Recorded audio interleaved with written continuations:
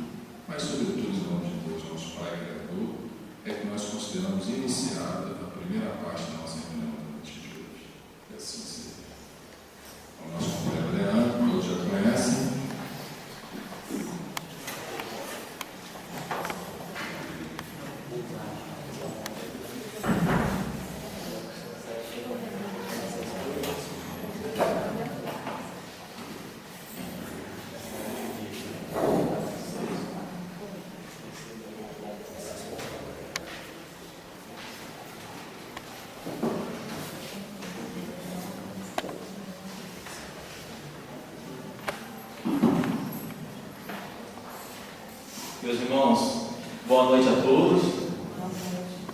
Mas que boa noite mais tristinha. Não está frio. Nós estamos felizes porque a semana está começando. Choveu. Eu vim comentando com o Mané, coisa rara é chuva na nossa região nesse período do mês de junho. Julho. Está chovendo, os balõezinhos estão cheios, a terra está irrigada. Vamos dar uma boa noite, com alegria, com fervor, com agradecimento a Deus. Boa noite, meus irmãos. Boa noite. Opa, até a espiritualidade respondeu. A desencarnar. É sempre um prazer estar com vocês aqui na casa. É uma extensão da nossa família. É uma das grandes, entre tantas outras dádivas que Deus e a doutrina nos faculta, essa oportunidade de se relacionar, de ampliar nossos laços de amizade, nossos laços de família. Agradecer a Deus por estarmos aqui. A chuva não foi um impedimento para chegarmos aqui no horário, graças a Deus. Nós vamos trabalhar, meus irmãos, na noite de hoje um tema que está no capítulo 17 do Evangelho segundo o Espiritismo, mais propriamente no item 10. Esse capítulo trata do tema Sedes Perfeitos, e o item 10 é uma recomendação, uma instrução, um espírito protetor que foi dada em Bordeaux em 1863, e o título desse item 10 é O Homem do Mundo. Vejamos, meus irmãos, que é um tema bastante importante para nossas reflexões, visto que, como o próprio Espírito Protetor coloca, e até a mensagem também lida na noite de hoje tem a ver com o recado que nós vamos dar nessa noite, a nossa relação com o mundo e com as pessoas. Vejamos o quanto é difícil lidarmos uns com os outros. A escola terráquea, essa escola chamada Terra, que nos acolhe com tanto carinho, que nos dá esse instrumento de evolução para todos nós, é uma moradia temporária de espíritos da terceira ordem, assim coloca a espiritualidade, espíritos que se apresentam como principais características o orgulho, o egoísmo, o apego aos bens transitórios, às vezes a maledicência, às vezes sentimentos como ódio, rancor, vingança.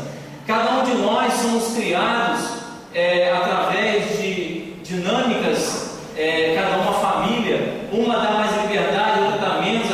Aquela família que cuidou daquele filho, dizendo para ele que aquilo era errado, a outra família já fala que não é tão errado assim. Então, com esse emaranhado de valores, de particularidades, estamos nós nesse campo de batalha, nesse campo de luta, fundamental para o nosso crescimento. Porque antes de entrarmos diretamente no Espírito Protetor, nós vamos falar um pouco do Livro dos Espíritos, que nós vamos fundamentar o trabalho no Evangelho, logicamente, no Livro dos Espíritos e nesse livro da Joana de Ângeles, O Homem Integral. Vejamos que dentro da lei de sociedade, a espiritualidade vai dar para nós o respaldo do quanto é importante vivermos em sociedade. É através dessas diferenças, é através das problemáticas da vida que nós mesmos criamos, que nós vamos evoluir, porque o próprio Livro dos Espíritos coloca que se a gente vivesse uma vida isolada, ficaríamos no embrutecimento, ficaríamos com o comportamento do homem lá nas cavernas. Então é realmente o lidar, é o dia a dia, é o rala-rala que realmente possibilita esse burilamento espiritual, esse burilamento moral. A questão 766, iniciando o capítulo 7, qual o ordem, Gustavo? Dentro da lei de sociedade, reparem, a vida social, ela é natural? Isso aqui é decorado por todos nós, mas vamos dar aqui a resposta. Certamente, Deus fez o homem para viver em sociedade. Deus não deu inutilmente ao homem a palavra e todas as outras faculdades necessárias à vida de relação. Às vezes, diante de alguns problemas, como a violência, eu ouço alguns companheiros falarem assim: eu já não aguento mais, Itaperuna está grande para mim, eu vou fazer uma casa na roça e vou para lá. Será que vai resolver o problema? Sair da cidade e morar na roça? Na roça também vai ter problema, na roça ele vai ter vizinho. Hoje, infelizmente, nós vamos para vilarejos de 100 habitantes e já vemos lá dependentes químicos. Já vemos as pessoas que às vezes comprometem-se com paixões, pessoas indisciplinadas, pessoas que não têm uma vida disciplinada. Então lá também nós vamos ter problemas. O ideal é que a gente, aonde estamos vivendo, que possamos utilizar os instrumentos que a doutrina, que Jesus nos oferece o tempo todo, para trabalharmos com a vida com equilíbrio. E é possível. Tanto que nós temos aí inúmeros companheiros que dão esse testemunho para nós, deram e continuam dando. Vamos para a questão 768. O homem, 767. O isolamento absoluto é contrário à lei natural? É que nós acabamos de falar. Sim, pois os homens buscam a sociedade por instinto e devem todos concorrer para o progresso, ajudando-se mutuamente. Nós tivemos um exemplo de um ator conhecido, Valmor Chagas, que ele, por ter uma vida, segundo ele, de contato com as pessoas, relatos dele, onde ele teve muitos problemas de relacionamento, não concordava às vezes com a maneira das pessoas pensarem e agir, ele resolveu o recolhimento. Foi para um lugar belíssimo, foi para um lugar agradabilíssimo, foi um lugar que convida a paz. Só que a paz externa somente não possibilita a paz de espírito. Você pode estar lá no Tibete, você pode estar lá no confinado, onde os tibetanos ficam lá em meditação, atingindo o seu nirvana. Se você não estiver bem consigo mesmo, não adianta. O que aconteceu com os nossos companheiros? Acabou chegando ao suicídio. Então não é a solução sairmos do lugar onde vivemos. A solução é buscarmos, através dos instrumentos que a doutrina oferece, vivermos naquele lugar, colocando em prática a vivência desses instrumentos, desses mecanismos.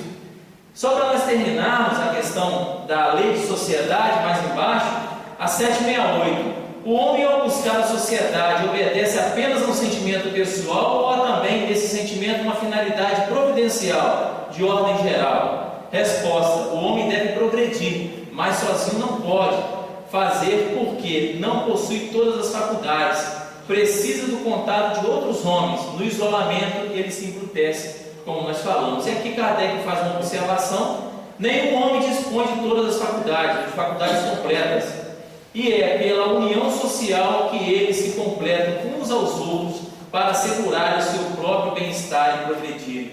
Ou seja, nós precisamos de todos. Todos são importantes nesse mecanismo. Por isso, a constituição familiar, você se ligar a uma pessoa, não que isso seja a regra, mas na grande maioria das vezes, você constituir uma família, você ter um cônjuge, você, se a vida lhe proporcionar a oportunidade de ter filhos, que tenha, porque sem dúvida nenhuma a família é o maior laboratório para o espírito perfeito, na condição evolutiva que ele se encontra. Porque eu não tenho condições morais, desprendimento, para fazer o que o Divaldo, por exemplo, não teve uma família, fisicamente falando, mas tem a sua família espiritual, tem a mansão do caminho. Eu tenho desprendimento suficiente para ter uma mansão do caminho, para desenvolver um trabalho como aquele? Não. Então eu tenho que quê? O que cabe a mim, Leandro, dentro das suas imperfeições? Constituir uma família física e, através daquela oportunidade da convivência familiar, melhorar a cada dia. É interessante, meus irmãos, que a gente vem vendo ao longo dos dias a questão das dificuldades da convivência na sociedade. Repare um exemplo para nós analisarmos.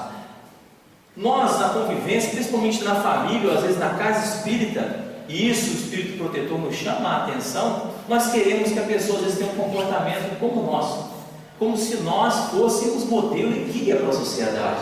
Modelo e guia para todos os homens nessa escola é Jesus. E a gente perde muito tempo, perde muita força, se desgasta muito ao querer que as pessoas sejam iguais a nós, a não permitir que as pessoas errem. O quanto nós perdemos forças e equilíbrio ao exigir do outro o acerto contínuo, sendo que nós não nos apresentamos na vida, no relacionamento, sempre acertando. Somos passíveis de erro. Agora, logicamente, passíveis de erro, mas com discernimento, como a página coloca, para não repetir, não sentar em cima do erro, não se acomodar com o erro. A gente tira, por exemplo, a convivência no trânsito. Vocês viram uma pesquisa recentemente que falando que daqui para frente, cada vez mais, cidades com 30 e 50 mil habitantes vão ter engarrafamentos? Vocês viram isso?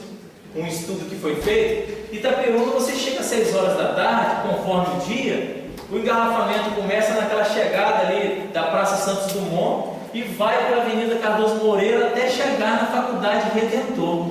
Eu, que tenho 41 anos, 41, me lembro da época que a gente jogava bola colocando o paralelepípedo assim na rua e fazia um golzinho de paralelepípedo, passava carro de 1 em 1 hora, às vezes uma charrete.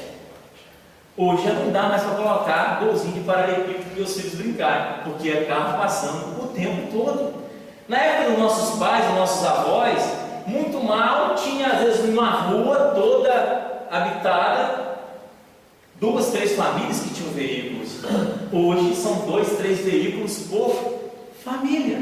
As ruas de Bom Jesus são as mesmas desde quando Bom Jesus, pelo menos na parte do centro da cidade, tem aproximadamente 100 anos. É o que é Itaperuna também. A Avenida Cardoso Moreira, vocês vão pegar uma foto de 100 anos atrás, é a mesma Avenida Cardoso Moreira. Só que o número de carros que trafegam lá, não sei quantas vezes mais. E nós vamos ter que lidar com isso. E como estamos lidando? Com paciência? Com tolerância? Será? Respeitando o outro? Será que é assim que nós estamos agindo? Ou como diz os Espíritos advertindo a cada um de nós, o homem no mundo contemporâneo, ele ainda está vivendo no mundo através dos seus impulsos instintivos. Principalmente a mulher sofre muito com o quesito trânsito. A minha esposa reclama muito, agora a gente estou tendo que levar ela no trabalho todos os dias, mas ela reclama muito quando ela vai para o trabalho, ela para no sinal de trânsito, quando o sinal fica verde, antes dela pensar, se você ficar com o pé no pedal de embreagem o tempo todo, vai ficar gastando o disco de embreagem. Então o ideal é que o carro fique no ponto morto. Abriu o sinal, não sei que esteja numa região de morro, abriu o sinal, vai passar mais. Quando ela pensa em pisar no pedal de embreagem para engatar a marcha, o sujeito já está atrás. Não é assim? Às vezes, pela falta de tolerância e paciência, provoca até um acidente. Porque se a pessoa tiver pouco tempo de trânsito, for ainda uma pessoa nervosa, tiver pouca maturidade, ela pode avançar e colidir com a pessoa da frente. Então a gente nota no trânsito o quanto ainda precisamos melhorar na educação, no relacionamento com o outro. Por muitas das vezes a pessoa dá um esbarrão no nosso carro, nós ficamos irados, como se tivéssemos perdido tudo.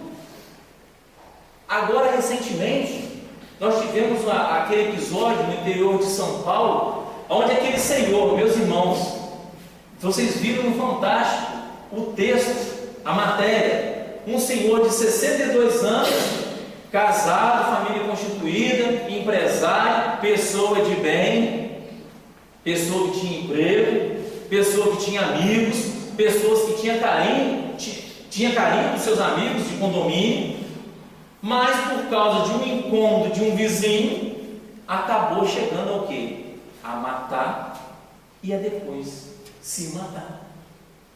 Vocês estão lembrados desse? Matou o casal e depois acabou se matando. Eu pergunto para os meus irmãos, será que ele era ruim? Por isso ele fez isso? Meus irmãos, todos nós temos um chamado inconsciente, as chamadas gavetas, né? Vamos chamar assim de gavetas psíquicas.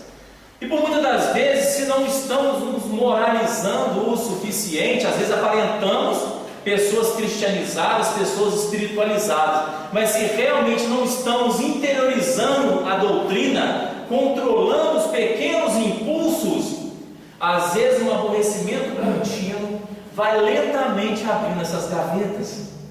E por muitas das vezes, por dentro de um material que está dentro de uma gaveta dessa, é o da violência.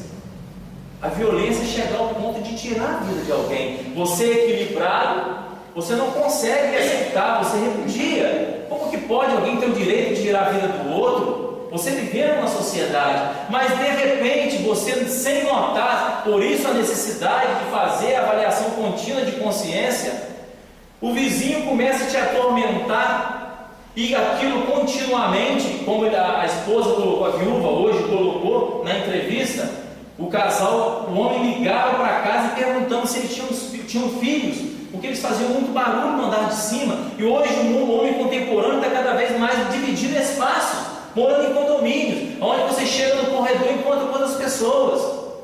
Pessoas que às vezes acham que ligar o som a maior altura é natural, invadindo o espaço aéreo do outro. E a pessoa quer uma leitura, quer dormir e quer fazer aquilo, sente a privacidade dele cada vez mais sendo roubada, ele privado de viver com tranquilidade dentro do habitat dele, ele vai ficando irritadíssimo, e daqui a pouco ele chega às vias de tirar a vida de alguém. E diante daquele fato, não encontra outro caminho a não ser a dar fim à própria vida. E eu trouxe o livro O Homem Integral, porque a Joana de Anjos fala nisso. sobre a questão do ódio. Nós já paramos para pensar se estamos, ou vira e mexe, o ódio nos visita? Vocês viram na página o quanto é importante o equilíbrio espiritual para o equilíbrio orgânico? O ódio, como a Joana vai colocar aqui para nós, é impossível a pessoa viver bem sentindo ódio ou sendo visitado pelo ódio em um momento e outro. Eu recebi um telefonema agora, antes de vir para cá, de uma companheira de uma casa espírita, onde ela estava com as emoções dela há muito tempo descontroladas. Uma pessoa vivendo uma ansiedade muito grande, agitada, nervosa, querendo que as coisas aconteçam da hora para outra, sem dar tempo ao tempo. E ela ligou para mim e falou assim: Leandro, eu queria ligar para você um mês atrás, mas fisicamente não tive condições, porque de repente eu acordei com as pálpebras bem caídas, com o olho dela, os dois olhos dela entortaram, e ela começou a ter uma dupla, tripla visão, a visão dela ficou toda complicada, e ela começou a ter problemas também de ordem neurológica, tudo fruto do nervosismo. O veículo fisiológico não aguenta. Nós precisamos parar para respirar. Se a vida está assim agitada ao ponto da ansiedade, não deixar sequer você sentar para sentir o paladar de um alimento, de um bom diálogo, de fechar os olhos e dormir, se está tendo dificuldade de dormir, insônias, pesadelos, nossa, cada vez mais estou dormindo menos, o veículo físico vai reclamar. E às vezes pode reclamar de uma maneira não ter volta, não restaurar a saúde física mais. Então a Joana fala aqui, ódio e suicídio. Olha a relação que ela faz entre o ódio e o suicídio.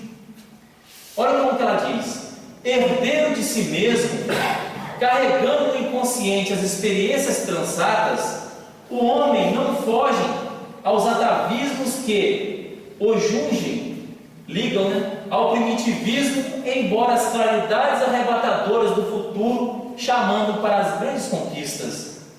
Liberar-se do forte cipoal das paixões animalizantes para os lobos da razão é o grande desafio que temos pela frente. Sem dúvida, meus irmãos, o homem primitivo, nós quando estávamos estagiando na condição primitiva era só instinto. Agora já somos espíritos imperfeitos migrando para o mundo regenerado, a alma regenerada, assim como com a mesma mentora espiritual, a Joana. É a característica principal dessa alma o sentimento e a razão sobre o instinto. E por muitas das vezes, no nosso comportamento diário, ainda com doutrina espírita, com Jesus há mais de 2000 anos, o instinto está se sobrepondo ao sentimento e à razão. E aí ela fala aqui mais embaixo, nós sublinhamos que o texto é longo: o ódio é filho predileto da selvageria. Naquele momento em que ele sentiu ódio por sentir que a sua privacidade estava sendo roubada e ele não tinha direito disso, ao sentir o ódio, ele se tornou um animal irracional. E quantos estão se tornando animais irracionais, sendo direcionados puramente pelo instinto no dia a dia? E o tamanho do prejuízo, quando cai a ficha, quando cai na consciência, no discernimento, na razão, às vezes o prejuízo já está feito. Imagine o tamanho do prejuízo desse senhor, que com um simples momento de reflexão, de ódio, tira a vida de duas pessoas e ainda se mata. O que irá representar para o futuro desse espírito? Às vezes um segundo de falta de pensamento com Jesus vai representar N encarnações de sofrimento, meus irmãos. Então a Joana completa dizendo: o ódio é filho predileto da selvageria, que permanece em a natureza humana. Irracional, ele trabalha pela destruição do seu oponente. Quando eu sinto ódio, eu quero que o mundo acabe na cabeça do meu oponente. E quanto mais ele sofre, eu ainda não tenho medida, eu quero que ele sofra mais. Se ele vem desencarnar, eu quero que a família sofra. E eu acho que eu estou tirando alguma vantagem disso. Será que eu vou ser feliz? Será que eu vou atingir a paz fazendo os outros ou conspirar psiquicamente com o sofrimento alheio? É contrário à lei natural. Eu estou indo na contramão do progresso. Então Joana diz assim: irracional ele trabalha pela destruição do seu oponente, real ou imaginário, não cessando mesmo após a derrota daquele. Ou seja, se torna um ser insaciável. Quando não pode descarregar as energias em descontrole contra o opositor, volta-se contra si mesmo. Aí entra a questão do suicídio, articulando mecanismo de autodestruição, graças às quais se vinga da sociedade que nele vive. Os danos que o ódio proporciona ao psiquismo, por destrambelhar a delicada maquinaria que exterioriza o pensamento e mantém a harmonia do ser, torna-se de difícil catalogação. Simultaneamente advêm reações orgânicas que se refletem nas funções hepáticas, digestivas, circulatórias, dando origem a futuros processos cancerígenos, cardíacos, cerebrais, além do enfraquecimento do sistema imunológico. Essa companheira disse para mim que, como se não bastasse todos esses problemas, uma semana seguinte ela teve um quadro de pneumonia, porque uma vez descontrolados emocionalmente, nós não só vamos abrir as portas do corpo físico para enfermidades, consequência de um sistema imunológico enfraquecido. Quando nós somos felizes, quando procuramos trabalhar o sorriso, quando nós procuramos trabalhar energias positivas, o sistema imunológico ele fica fortalecido, adoecemos muito menos. Vejamos que pessoas que têm um comportamento assim rompem gerações com saúde, em cima desse sorriso, dessa energia. Uma coisa que eu gostaria para a gente fechar a questão da violência desse companheiro, a questão do porte da arma. Será que o espírita deveria ter uma arma em casa? Pelo conhecimento que a doutrina traz? Será que o cristão, que o espírita é o cristão, mas eu digo separando o espírita do cristão, porque existem outras religiões cristãs que não têm conhecimento que o espírita tem acerca da influência dos espíritos na nossa vida. Quando se tem uma arma dentro de casa, espíritos belicosos, espíritos envolvidos com homicídio, que têm suas falanges que organizam essas tragédias, que estão envolvidos a arquitetar chacinas, que ficam ali ligados ao psiquismo de pessoas criminosas, ficam ligados àquela ferramenta, aquele instrumento, procurando uma brecha para fazer com que a gente use aquilo. Será que esse senhor, se ele não tivesse uma arma dentro de casa, ele cometeria o crime? Com certeza não. A arma de fogo, além da influência espiritual que os espíritos utilizam nela para fazer de nós elementos frágeis das suas artimanhas, das suas articulações, ela dá uma falsa, quem possui, dá uma falsa imagem de poder de decisão. Eu vou agir agora eu mostro. Ao animal sobrepondo ao discernimento, ao razão, ao equilíbrio, ao amor, ao sentimento. Há uns 2 meses atrás, ali no sítio, nós recebemos a visita de um primo, e ele sempre anda armado. Ele adora a arma. E ele confidenciou para nós que ele estava vindo de Peraquitina um dia, e tinha um Volks na frente dele, andando parecido de segunda. O cara ia de um lado da pista e voltava, ia de um lado e voltava, e ele cambiando o farol, buzinando para ultrapassar. E ele ficando irritadíssimo. E o cara ia para um lado e ia para o outro, ia para um lado e para o outro. E ele buzinando, cambiando o farol. De repente o cara deu uma acelerada. Quando chegou mais à frente, o cara atravessou o carro, desceram 3 pessoas do carro. Ele parou a uma distância de 100 metros. Ele não titubeou, ele foi debaixo do banco e levou a mão para pegar a arma.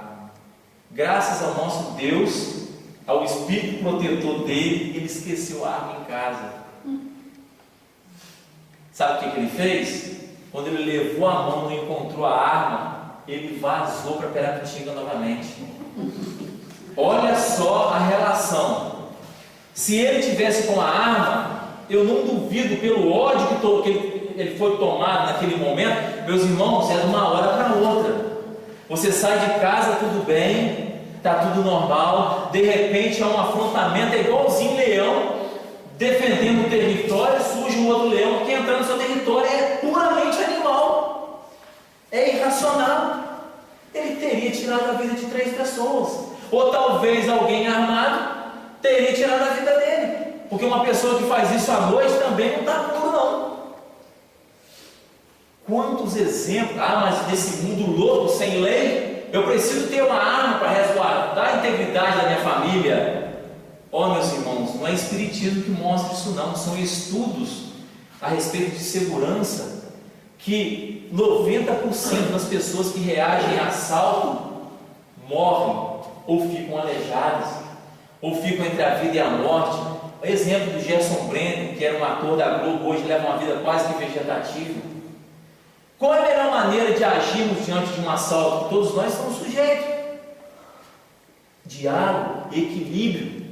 O João Vitor, meu irmão, deu uma lição para todos nós, me faz até lembrar Jesus. Jesus, certa vez, nos disse que quando alguém pedir a túnica, a gente dá o restante da vestimenta. Quando alguém chega e fala, anda 1 quilômetro, que andemos 2, e é assim que a gente faz. O João Vitor um dia estava vindo da faculdade, andando pelo calçadão, 10 horas da noite, com MP4, com pochete com celular, com mochilinha cara, com tênisinho caro, ali mostrando o que tinha, né? Sozinho, pela avenida, e tá lá, ouvindo a musiquinha dele. De repente, vieram 3 elementos, isso tem uns 4 anos. Aí falaram com ele, perdeu. Aí, perdeu o quê? Ele estava ouvindo música. Meu amigo, é um assalto. Opa, um assalto? Aí ele falou que deu um gelo nele, que ele não sabia o que fazia. Passa o aparelho de som aí. Ele falou, não, toma aqui o aparelho de som. Passa o seu celular também. Mas peraí, eu só vou te pedir um favor. Eu tenho um cartão de memória, tem um monte de foto da minha namorada aí. Você podia me dar o cartão de memória? Aí falou, sua namorada, olha a ideia do ladrão. A sua namorada é bonita? Travou um diálogo. Aí falou assim, eu vou mostrar a foto dela. Eu falei, rapaz, ela é bonita mesmo, toma o seu cartão de memória. Aí o João Vitor chegou e falou assim, vamos achar fora. Não, peraí, o que você tem mais aí? Ih, rapaz, eu tenho 100 reais na carteira. O João Vitor foi, deu 100 reais na carteira dele. Aí falou, pô, essa é maneira, eu nem sabia, eu nem ia nem revistar sua carteira, você tirou a carteira aí da bolsa e deu 100 reais para nós, ó, valeu. Aí o outro não contei e falou assim, vamos levar o tênis dele. Aí o cara falou, não, isso aí você não vai fazer não, um ladrão discutindo com o outro. Não vai fazer não, que ele foi muito maneiro, que entregou tudo a gente. Você mora onde? Não mora na Linhosa não, vamos fazer o cara ir descalço daqui na Linhosa não. Você vai com o seu tênis, ó, valeu meu amigo, ó, fica com Deus, um bom ladrão. Falou com o João Vitor, vai com Deus. E o João Vitor falou com ele assim, você também vai com Deus. Assim que tem que ser a relação. Em primeiro lugar, manter o equilíbrio. Se está dirigindo, se o carro está engatado a marcha, primeira coisa, fala, ó, eu vou desengrenar o carro, leva o pé na embreagem, desengrena e desliga. Lá no Rio, quando as pessoas foram assassinadas no trânsito por ficarem nervosas e o carro dá um passo à frente, o cara pensar que a pessoa está fugindo e ser baleado. Então é preciso ter muito equilíbrio. Essa coisa de reagir a assalto, com os policiais em São Paulo estão lá em pizzarias, em restaurantes, de repente entram assaltantes e eles armados com a perícia de usar arma, porque nós, meus irmãos, não somos peritos em usar arma. Nós não temos a frieza do criminoso. Nós paramos para pensar, eu vou tirar a vida humana. Nesse momento de pensar em outra. Qual de nós quer o peso de tirar a vida de alguém, meus irmãos? Se você está portando uma arma, você está, sem dúvida nenhuma, correndo o risco de tirar a vida de alguém, mesmo que seja um criminoso. Mas ele é um filho de Deus, e isso irá representar, sem dúvida nenhuma, um obstáculo para a nossa evolução. Então vamos seguir Jesus. Pediu a túnica, dê tudo, deu o carro. Isso tudo a gente consegue novamente trabalhando. Agora vamos preservar a vida, vamos orar e vigiar, como recomendou Jesus. Eu tracei 4 situações de situação de vivência do homem na sociedade, o homem no mundo, o homem contemporâneo. A primeira delas abordando essa questão desse irmão. A terceira, como o empregador trata os seus funcionários. Aqui tem várias pessoas que lidam com funcionários. Tem funcionários, tem empresas. Como esse homem do mundo contemporâneo, esse homem espírita, tem lidado com os seus subordinados? Será que realmente eu obedeço toda a legislação? Todo aquilo que é direito dele, eu sigo, eu cumpro? Será que realmente eu trato ele com dignidade que toda pessoa deve ser tratada?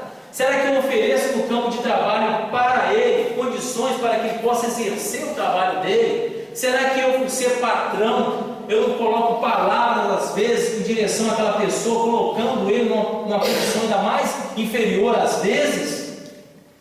Precisamos meditar em torno disso. Se eu sou funcionário, qual é a minha relação? Como tem sido a minha relação com a empresa, com o empregador? Quando a minha esposa começou a trabalhar no serviço público, é uma coisa que eu sempre chamava a atenção dela. Falava: Ana, independentemente de como os colegas de trabalho procedam, sempre que se o horário de chegar é às 7, chega às 7, se o horário de sair é às 5, é às 5. Às vezes no serviço público não tem uma fiscalização muito efetiva e a gente aproveita dessas situações para chegar às 8h30 e sair às 10 para as 4, 3 horas da tarde, às vezes nem voltar à parte da tarde, porque às vezes não tem um cartão de ponto. Será que realmente, agindo dessa maneira, esse homem no mundo que age dessa maneira, está agindo com legalidade, está agindo com discernimento cristão, está colaborando para a edificação de um mundo regenerado? Será que está? E a nossa relação com a política? Nós, por muitas das vezes, criticamos políticos corruptos. Existe realmente a corrupção? Às vezes é assunto de dias e horas da nossa semana. Mas e nós, diante da sociedade, como temos agido? Tem um programa na rádio, acho que é a Light FM, que aquele jornalista, o Alexandre Garcia, de vez em quando ele apresenta o Jornal Nacional. E ele tem um programa de comentários com o Alexandre Garcia. Ele estava falando que chamou a atenção dele na semana retrasada, onde houve um trem, saiu dos trilhos e com muita carga de soja. As pessoas que viviam próximo do vilarejo foram lá e roubaram toda a soja que estava no trem. Toda a soja.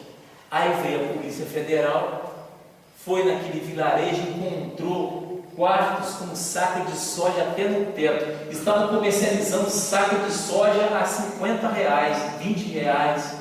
E quando a polícia chegou, as pessoas agiam como se fosse a coisa mais natural do mundo. Ela não estava tirando nada de ninguém. Mas espera aí a gente vai pensar naquela questão lá da...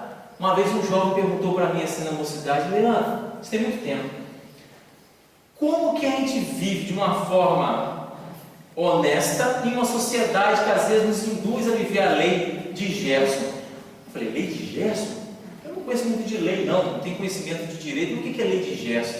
Aí ele falou para mim, às vezes quem estiver aqui não conhece, a lei de Gerson, segundo ele, depois eu pesquisei, aquele Gerson, jogador de futebol, que foi tricampeão, era o célebre, era o mentor daquele time tricampeão, foi convidado em 76 para fazer uma propaganda de cigarro.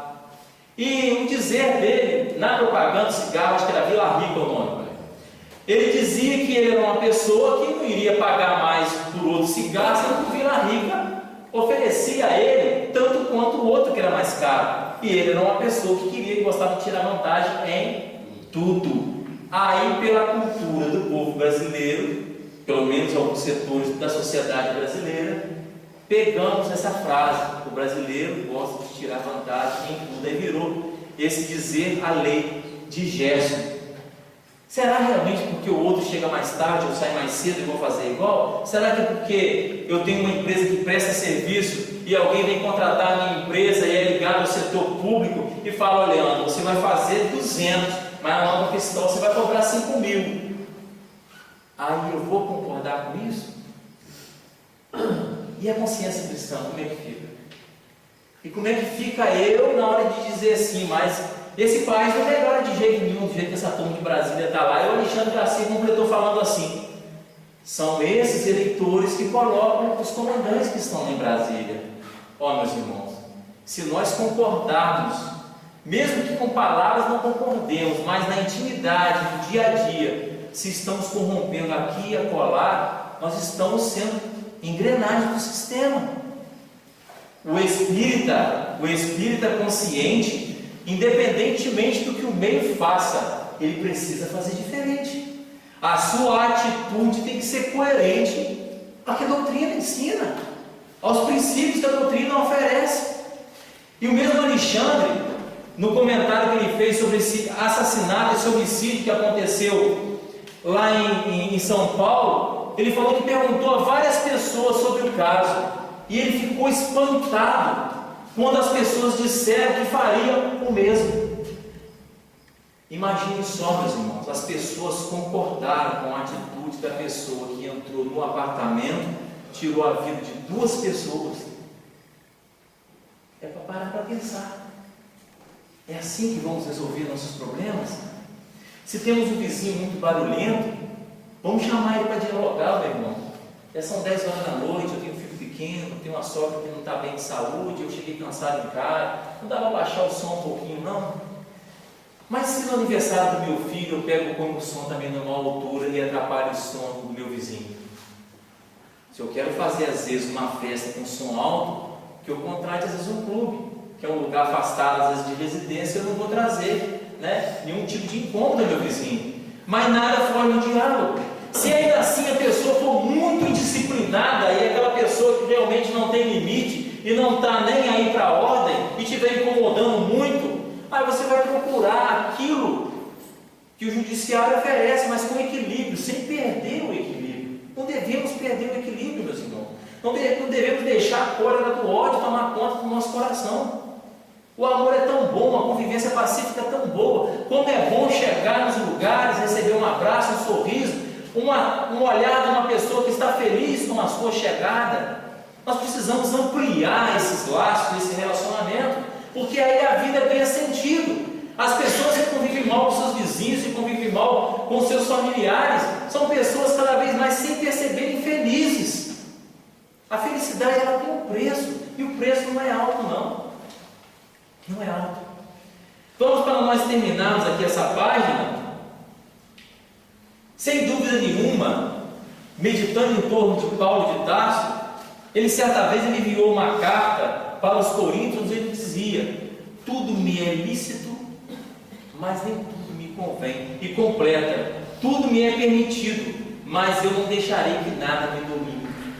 Olha a sabedoria de Paulo.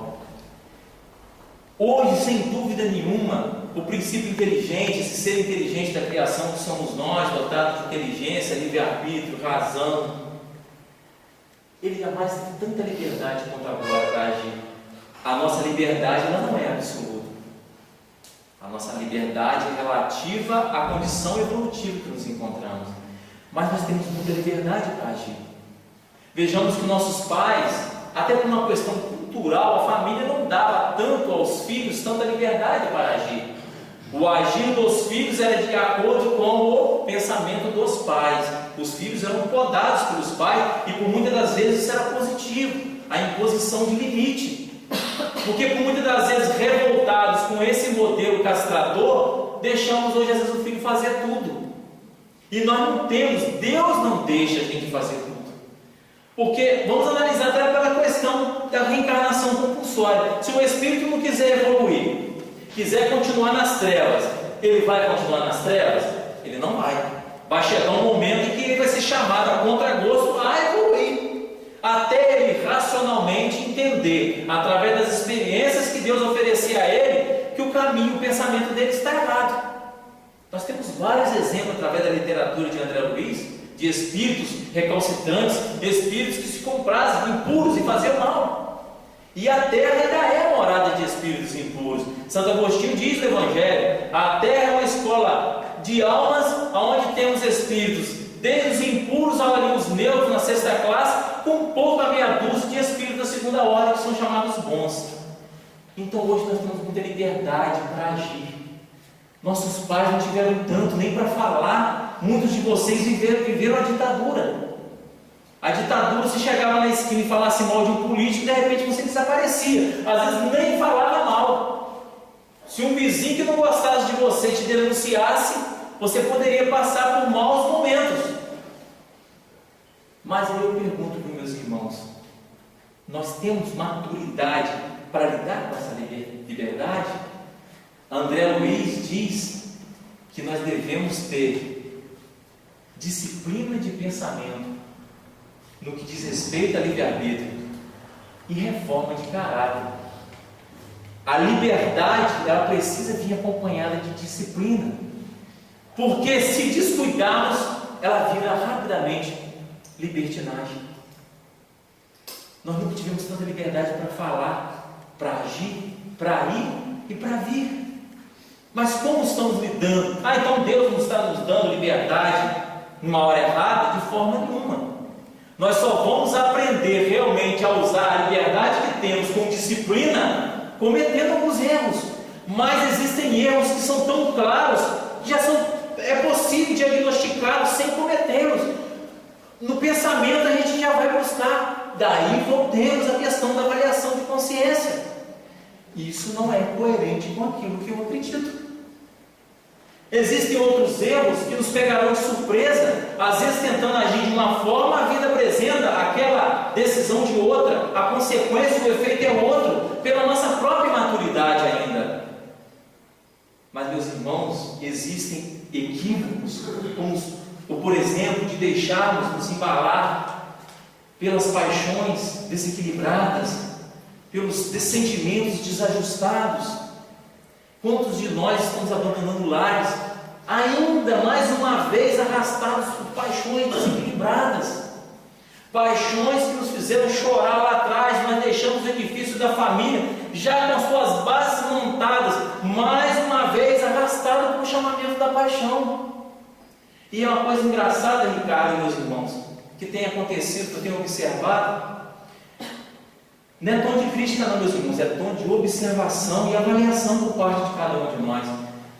Eu conheço companheiros que são meus amigos, são pessoas que têm idade para ser meus pais, mas são amigos dos meus familiares, são amigos de casa espírita, e são pessoas que quando jovem, viveram uma vida muito desregrada, tiveram famílias, tiveram filhos, envolveram nas paixões aventureiras, abandonaram famílias, abandonaram filhos, ficaram seres assim, sem endereço, sem identidade, porque quando agimos assim, nós perdemos até mesmo a identidade.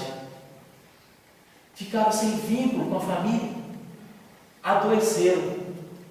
A idade chega para todo mundo, e essas aventuras às vezes fazem a gente adoecer muito antes do tempo, muito antes do desgaste fisiológico que todos nós passaremos, às vezes dependendo das caminhadas que damos, ainda jovens. Ontem, em Iubá, aliás, de sábado para domingo em Iubá, a Ana Cláudia tem uma amiga que é de Iubá, que trabalha com ela, e ela trouxe um fato que aconteceu lá em Iubá, onde um jovem de 23 anos, alcoolizado, se jogou de cima da casa no segundo andar, de cabeça no calçamento. Com 23 anos de idade, estou com 41, eu quase vivi o dobro da vida dele, nem viveu ainda. Por um lado, um se alcooliza e se joga num prédio. Por outro lado, a gente vê o Oscar Schmidt, uma pessoa famosa, uma pessoa de bens materiais, uma pessoa que é conhecida em todo mundo como a maior cestinha do basquete brasileiro, tem o seu nome no Hall da Fama, lá na NBA, lá nos Estados Unidos. E teve a humildade de falar que acredita na vida, que vai lutar pela vida. Essa danadinha dessa enfermidade não vai me derrotar. Jesus! Uns jogam a vida pela janela a troco de nada, e outros estão lutando por ela, mas por tudo que tem. Mas só para voltar à história dos amigos, adoecem. Aí faz igualzinho o filho pródigo. Opa! Eu lembro que lá na casa do pai, eu era alimentado muito melhor do que aqui. Eu já conheço pelo menos uns 4 que voltaram para a primeira esposa. Às vezes tem uma filha de esposa. Aí lembra que a dava carinho, dava amor, renunciava a uma série de coisas por ele. Os filhos já casados, têm neto, mas ela tem amor para dar para ele.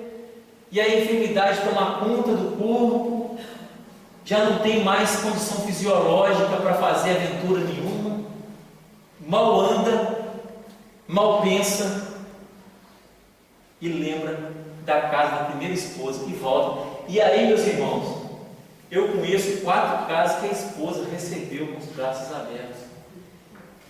Eu não sei se é amor à pessoa, aquele amor que apesar de tudo que passou, de todo o sofrimento, de noites perdidas, de sono, de choro, de decepção, não morreu, ou se é uma pessoa de tanta vivência cristã, que é um ato de, acima de tudo, de caridade.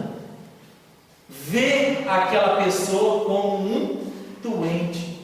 Para que, meus irmãos, nessa caminhada tão bonita, que se chama evolução espiritual, com um ser tão rico como Jesus, a falar para nós, essa é a estrada, meus irmãos. Eu sou o caminho, eu sou a verdade, eu sou a vida. Se não for por essa estrada aqui, você vai chegar lá. Tem muita atalho, mas tem muito buraco, tem muita curva perigosa. Você vai descer para a ribanceira, você vai se ferir, você vai se machucar. A viagem que você poderia fazer em tanto tempo, você vai levar 10 vezes mais tempo. Nós temos livre-arbítrio para escolher qual caminho. Jesus facilitou tudo. A doutrina espírita facilitou tudo. Vai por esse caminho. Pode haver pedras, não consequência do caminho, consequência das nossas ações, que por mesmo que estejamos nesse caminho, ainda cometeremos alguns equívocos. E esses equívocos farão a gente crescer, farão com certeza evoluir. Só para nós terminarmos, nós estamos em cima da hora, eu queria abordar uma questão que está na questão do Livro dos Espíritos, que se me fala agora 783. Só para fecharmos o pensamento, a 783 está dentro da lei de progresso, que está intimamente ligada a essa relação do homem contemporâneo com o mundo, com a sociedade.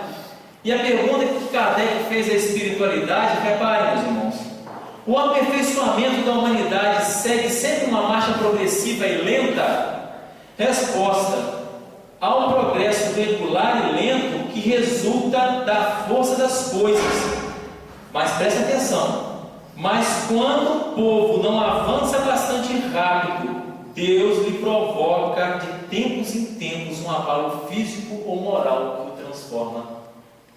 É o tal do chamamento da dor. Se não vai pela razão, vai pela dor. E nós, por muitas das vezes, vivendo a nossa vida, às vezes egoisticamente falando, egocentricamente falando. Aí eu faço pelos meus, eu estou fazendo muito, não está fazendo não, meus irmãos. Há 2 semanas atrás, a minha filha deu uma pequena, mais nova, deu uma pequena sinusite. Quando eu fui na farmácia, os antibióticos eram caros. Para sinusite, tem enfermidades muito mais complicadas, sinusite não é quase nada perto que a gente vê por aí.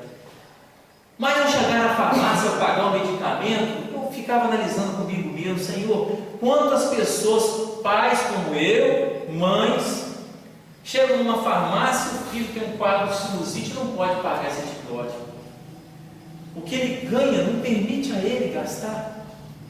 E às vezes tem que ser, sabe lá como, conseguir os valores para restaurar a família, a saúde do filho. Meus irmãos, será que a gente tem paz de consciência ao sentar numa mesa, haver fartura nos nossos pratos, alimentar bem os nossos filhos, a medicá-los quando necessário, a nesse frio deitar numa cama aconchegante, quente, com pijama cheirosinho, e a gente sentir paz de consciência e achar que tudo isso só basta?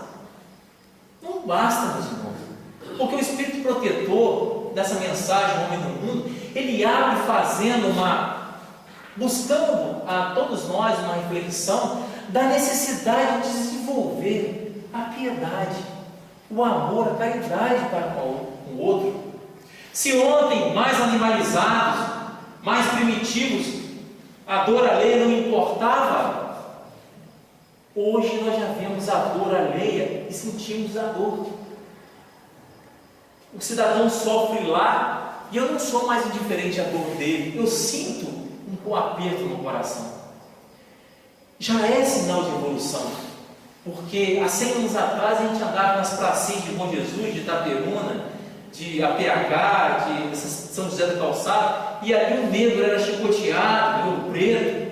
Aqui em Bom Jesus não sei em Itaperuna, mas aqui perto de Campos, nas fazendas de café, o negro era ali chicoteado até a morte. Eu passava perto dele, não estava nem aí para o sofrimento dele. Eu não estava nem aí para o sofrimento daquele que sofria ali a fome, as privações, a doença, a enfermidade. Mas hoje eu sinto um aperto no coração. Mas é somente isso, é só aperto no coração que eu sinto. Se é só isso, aí eu vou me enquadrar nisso aqui.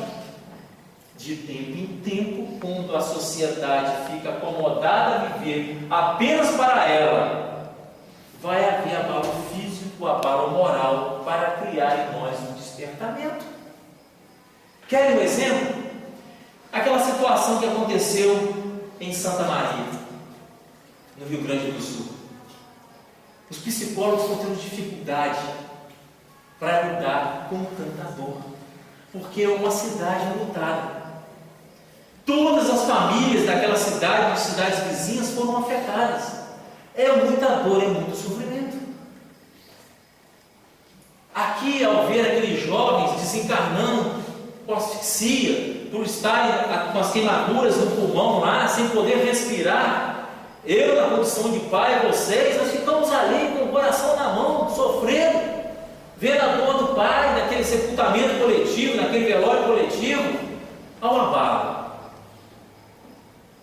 Mas não fica, né, meus irmãos? Esse abalo ele tem como objetivo o despertamento e a vivência de piedade para com o outro, em ver que a minha dor, ela é dor, mas diante dessa dor eu posso também consolar aquele que está sentindo mais dor do que eu. E a cura para o meu sofrimento, para a minha dor, está em ver que eu tenho luz em mim para dar ao outro que está numa condição pior. Esse é o medicamento. Nós tivemos agora recentemente no canal um dos canais da Sky, não lembro qual, uma reportagem sobre Santa Maria, porque agora a mídia não fala mais nada, a opinião pública às vezes esquece. Tem um mês que eu fiz esse programa. Há 5 anos atrás, aproximadamente, aconteceu a mesma tragédia numa danceteria em Buenos Aires. Lá 100 jovens desencarnados nas mesmas condições da danceteria Kiss. O primeiro momento é desespero, o primeiro momento é dor, o primeiro momento é ficar sem chão, o primeiro momento acabou a vida para mim, era o único filho, era o filho que eu mais me identificava, e vai para aí fora as lamentações. Mas aquelas mães argentinas não ficaram. Teve um momento, teve a nuvem negra, que parecia que não passaria, mas passou. Elas se organizaram, elas se juntaram, elas formaram ONGs. ONGs para lutar por uma legislação que pudesse cobrar mais do poder legislativo, executivo, legislativo e judiciário, quanto a evitar a tragédia, quanto a punir quem provoca a tragédia, mas também em consolar as mães que perdem os filhos em situações semelhantes. E elas saíram do conforto delas lá de Buenos Aires e vieram trazer o conforto para as mães. Foi muito emocionante o encontro, porque elas tinham conhecimento, elas tinham excelência no que aquelas mães de Santa Maria estão sentindo agora. A nuvem mais pesada passou para elas. As mães de Santa Maria estão no olho do furacão. Agora, meus irmãos, será que também nós temos que passar por tragédias, abalos assim, morais, físicos, para despertar para a necessidade de fazer, de amar, de confortar, de consolar? Será que não seria mais fácil? Já que está tudo bem, opa, está tudo tranquilo, vamos fazer. Vamos colocar a cabeça no travesseiro, com conforto material, mas com conforto espiritual. Que eu estou tentando fazer diferença para a vida de alguém, que seja um alguém. Que é aquela meditação, meus irmãos, ela precisa ser constante. É a comida na mesa, é o medicamento que chega, é a casa confortável. Eu não posso mais vivenciar uma vida onde meu irmão não tem as mesmas coisas e eu continuo vivendo a vida mesquinha, de uma forma mesquinha. Só para terminarmos, a Joana, no livro, eu achei naquele livro Leis Morais da Vida, para nós fecharmos a ideia, onde Joana diz assim, eu vou ler para vocês, que o parágrafo é tão rico, que eu não vou usar falar com minhas palavras para não perder. palavras aqui tão importantes. Ela diz assim, o título é O Cristão no Mundo. Nós só pegamos um parágrafo. A vivência cristã se caracteriza pelo clima de convivência social e regime de fraternidade, no qual todos se ajudam e todos se socorrem. Meus irmãos, todos se ajudam, todos se socorrem. Viver o Cristo é também conviver com o próximo, aceitando conforme as suas imperfeições. Negar o mundo do conceito evangélico não significa abandoná-lo, antes criar condições novas a fim de modificar as estruturas negativas e egoísticas. Se eu não concordo com algumas situações no mundo, faço eu diferente. Seja eu exemplo de uma nova ideia. Se o político não está governando bem, nas próximas eleições, pensa um pouco mais, medita um pouco mais para não votar em quem que eu sinta mais segurança. Mas ficar crítica pela crítica se torna um hábito de uma psicosfera negativa e não vamos chegar a lugar nenhum. Pensemos nisso. Pensemos cada vez mais com o coração, com o sentimento, pautado em ensinamentos como esse, para dar um verdadeiro toque de regeneração nesse mundo, para sentirmos realmente no olhar do outro não a desconfiança, mas o prazer de estar junto, de olhar a imperfeição do outro, um momento às vezes que é natural para todos nós, mas não apontar como crítica, se for possível oferecer até o caminho, o ombro. Vamos pensar nisso, meus irmãos. Assim viveremos melhor, em paz de consciência, estaremos verdadeiramente sendo artífices desse mundo regenerado. Que Deus abençoe, meus irmãos, na noite de hoje. Muita paz para todos, essa espiritualidade que está nessa casa o tempo todo, esse hospital de almas. Obrigado pelo carinho, pelo abraço fraterno dado a cada um de nós, que possamos ter esse clima de paz para nossos lares e abraçar os nossos, e deixar que esse sentimento de paz possa fazer presença cada vez mais em nossas vidas. Muito obrigado, meus irmãos.